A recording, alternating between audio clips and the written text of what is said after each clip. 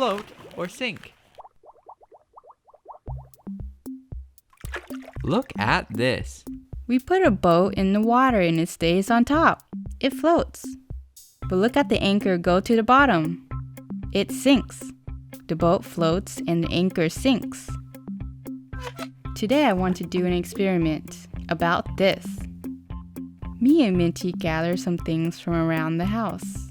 And we just need to know, will they float or will it sink? I made this chart to help us keep track of what sinks and floats. First, an apple. I found this in the kitchen. Do you think the apple will float or sink? Yes.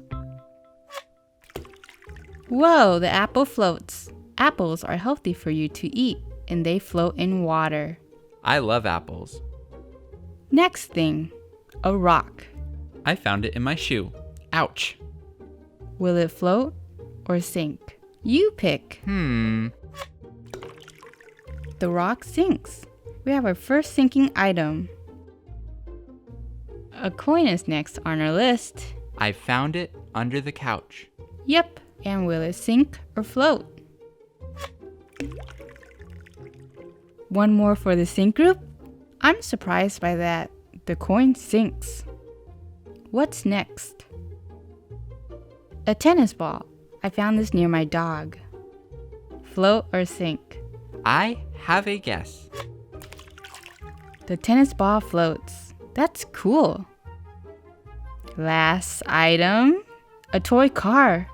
I found it in my toy trunk. Will it float or sink? I've never seen a car drive on water. The car sinks. Who guessed that? 3 of the 5 items we had sink. That's it. Surprising results? I bet you did a good job guessing. Okay, have fun and see you soon. Goodbye.